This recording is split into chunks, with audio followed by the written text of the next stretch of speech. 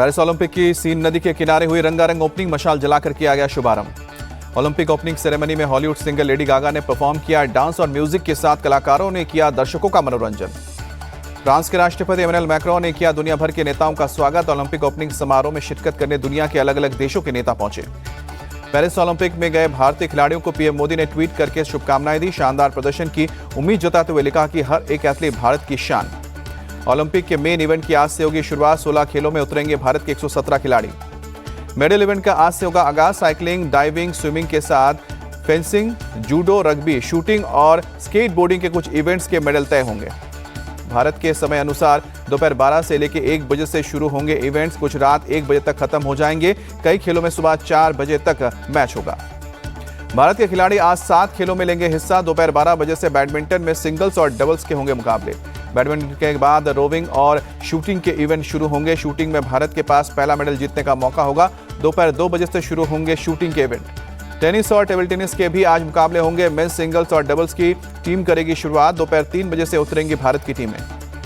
Boxing के round 32 में आज शाम को 7 बजे उतरेंगी प्रीति पवार। वहीं दिन के आखिर में रात को 9 बजे न्यूजीलैंड से मुकाबला खेलने उतरेगी हॉकी की टीम। भारत के 117 खिलाड़ियों में से 70 खिलाड़ी पहली बार खेलेंगे ओलंपिक। 47 खिलाड़ी ऐसे हैं जो एक से ज्यादा बार खेल चुके हैं। पेरिस ओलंपिक में हरियाणा के 25 खिलाड़ी ले रहे हैं हिस्सा। सीएम सैनी ने खिलाड़ियों को दी शुभकामनाएं। कहा कि देश को आपसे ढेरों उम्मीदें। नीति आयोग गवर्निंग काउंसिल की आज सुबह 10 बजे से होगी बैठक। पीएम मोदी की अध्यक्षता में राष्ट्रपति भवन में होगी मीटिंग। नीति आयोग की बैठक में विकसित भारत 2047 दस्तावेज पर होगी चर्चा। पेयजल, बिजली, स्वास्थ्य, शिक्षा, डिजिटलीकरण, रजिस्ट्रेशन और म्यूटेशन पर भी होगी बात। नीति आयोग की बैठक को गैर बीजेपी शासित राज्यों और विपक्षी दलों ने बहिष्कार किया है। रेवंत रेड्डी, सिद्धरमैया, भगवंत मान और स्टालिन सहित कई नेता बैठक में शामिल नहीं होंगे। इंडिया अलायंस के विरोध के बावजूद बंगाल की सीएम ममता बनर्जी होंगी नीति आयोग की बैठक में शामिल। झारखंड के सीएम हेमंत सोरेन भी बैठक में शिरकत करेंगे। सीएम ममता बनर्जी ने बैठक में बंगाल के साथ राजनीतिक भेदभाव का मुद्दा उठाने की बात कही। बीजेपी पर लगाया पश्चिम बंगाल को विभाजित करने की कोशिश का आरोप। सीएम ममता बनर्जी ने नीति आयोग को खत्म करने का भी जोर दिया। कहा कि योजना आयोग को वापस लाया जाना चाहिए। सीएम ममता बनर्जी के बयान पर बंगाल के नेता विपक्ष शुभेंदु अधिकारी का तंज। जब नीति आयोग पर भरोसा नहीं तो बैठक में क्यों जा रही हैं? ममता बनर्जी के बयान पर भड़के सांसद जगन्नाथ सरकार बंगाल विभाजन की कोशिश के आरोप को बताया गलत। यूपी के सीएम योगी आदित्यनाथ आज नीति आयोग की बैठक में हिस्सा लेंगे। पीएम मोदी से भी मुलाकात करेंगे। बीजेपी शासित प्रदेशों के सीएम का नीति आयोग की बैठक में शामिल होने के लिए दिल्ली पहुंचना जारी। हेमंत बिस्वा शर्मा, भजनलाल शर्मा, भूपेंद्र पटेल दिल्ली पहुंचे। बीजेपी के सहयोगी दलों की सरकार के सीएम भी नीति आयोग की बैठक में होंगे शामिल। एकनाथ शिंदे, कोनार्ड सांगमा और चंद्रबाबू नायडू दिल्ली पहुंचे। गोवा के सीएम प्रमोद सावंत ने दिल्ली में कहा कि हम गोवा की मांगों को नीति आयोग के सामने रखेंगे। सीएम योगी ने लखनऊ मंडल के विधायकों के साथ की बैठक। केशव प्रसाद मौर्य के बाद ब्रजेश पाठक ने भी मीटिंग से बनाई दूरी। यूपी बीजेपी में बदलाव की खबरों को भूपेंद्र चौधरी ने किया खारिज। कहा कि बदलाव जैसा कुछ नहीं है। UP BJP chief Bhupendra Chaudhary बोले, पार्टी में सभी को अपनी बात कहने का हक है। यूपी सरकार पर अखिलेश यादव का हमला। कहा कि कई विभागों में बड़े स्तर पर भ्रष्टाचार हो रहे हैं। केशव प्रसाद मौर्य को लेकर बोले अखिलेश यादव, सुनने में आया है कि मौर्य जी मोहरा है, दिल्ली वालों के वाईफाई का पासवर्ड है। केशव प्रसाद मौर्य का पलटवार, अखिलेश को कांग्रेस का मोहरा बताया। केशव मौर्य का दावा 2017 की तरह 2027 में भी खिलेगा कमल।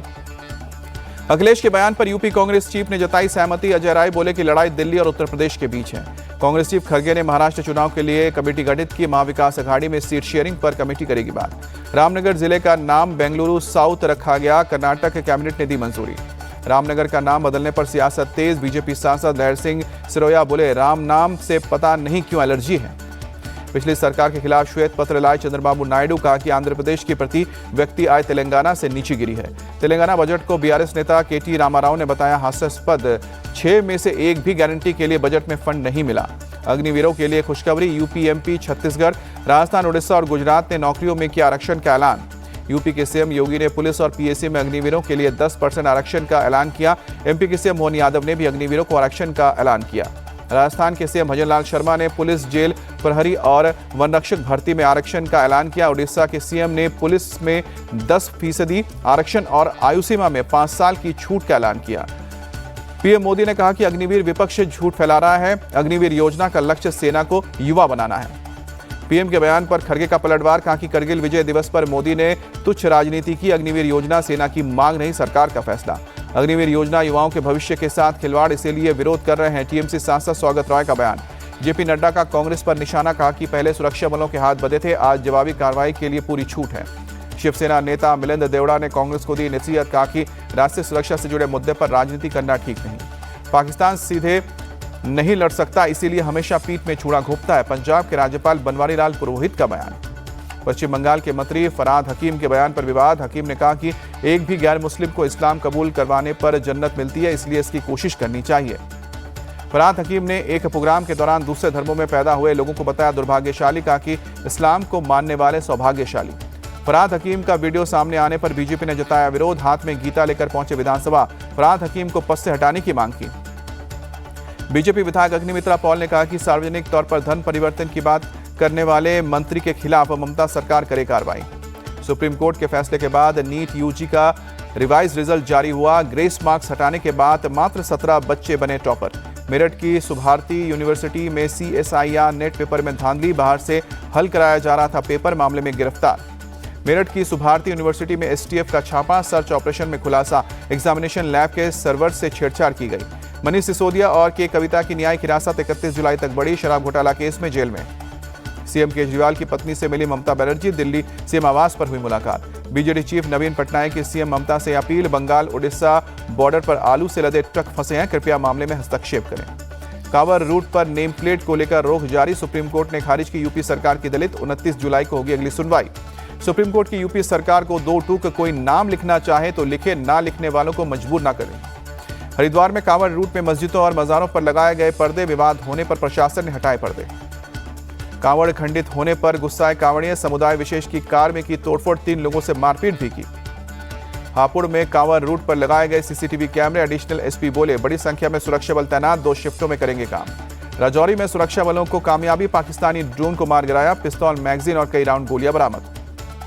यूपी के सीतापुर में ड्रग तस्कर गिरोह के 9 सदस्य अरेस्ट, 1 क्विंटल से ज्यादा गांजा जब्त। मुरादाबाद के लैकेम इंस्टीट्यूट की डायरेक्टर और उसका पति गिरफ्तार, दोनों पर धन परिवर्तन दबाव बनाने का आरोप लगा। सलमान खान के घर पर फायरिंग का मामला, स्पेशल मोकाकुआ कोर्ट ने अनमोल बिश्नोई और रोहित गोदारा के खिलाफ गैर जमानती वारंट जारी किया। ऑपरेशन चक्र 2 के तहत CBI का एक्शन, 43 साइबर ठगों को गिरफ्तार किया। देश के करीब सभी राज्यों में मानसून हुआ active, MP, UP, Gujarat, Maharashtra और उत्तराखंड में भारी बारिश की आशंका। मुंबई में रुक रुक कर लगातार हो रही है बारिश, मौसम विभाग ने आज मुंबई में बारिश का येलो अलर्ट जारी किया। मौसम विभाग ने ठाणे, रत्नागिरी और पालघर में भारी बारिश की चेतावनी दी, नागरिकों से सतर्क रहने की अपील। पुणे में मूसलाधार बारिश से बाढ़ के हालात, NDRF ने संभाला मोर्चा, लोगों को रेस्क्यू कर सुरक्षित जगह पहुंचा रहे हैं। NCP SCP सांसद सुप्रिया सुले ने पुणे में आई बाढ़ का जायजा लिया, सरकार के कुप्रबंधन के कारण आम जनता परेशान है, कहा। सूरत में हुई भारी बारिश के बाद बाढ़ जैसे हालात, राहत बचाव के काम में जुटी NDRF की टीम।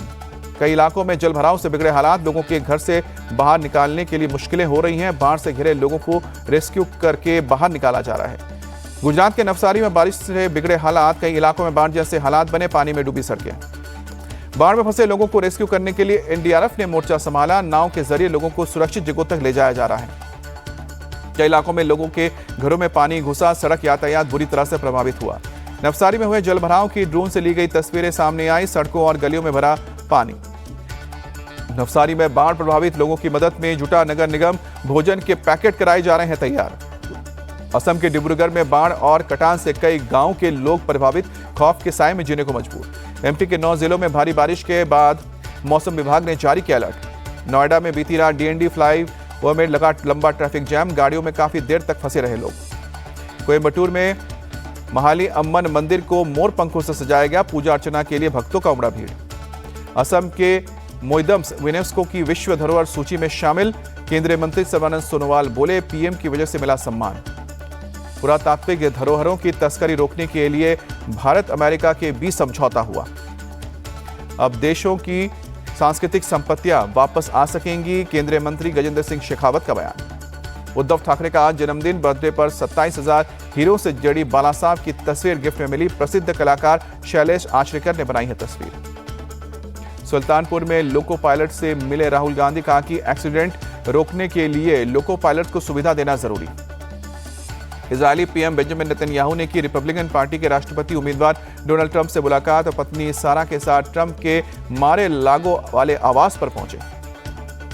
नेतन्याहू और ट्रंप के बीच गाजा में हमले पर हुई चर्चा, ट्रंप से मुलाकात के लिए नेतन्याहू ने अपने अमेरिकी दौरे के कार्यक्रम में बदलाव किया। इजराइल पर एक बार फिर हमलावर है हमास। उत्तरी गाजा से इजराइल में दागे गए 3 रॉकेट। गाजा के बेत हनान में इजरायली सेना ने तेज की कार्रवाई, हमास के ठिकानों को तबाह करने का दावा किया। गाजा में इजरायली सेना की एयर स्ट्राइक, कम से कम 18 लोगों की मौत, कई घायल। पाकिस्तान में बढ़ती महंगाई के खिलाफ सड़कों पर उतरे लोग। इस्लामाबाद में पुलिस ने जमाते इस्लामी पार्टी के दर्जनों प्रदर्शनकारियों को गिरफ्तार किया। रूसी सेंट्रल बैंक ने ब्याज दर में 200 बेसिक पॉइंट की बढ़ोतरी की। 16% से बढ़कर अब 18% पर पहुंची है ब्याज दर।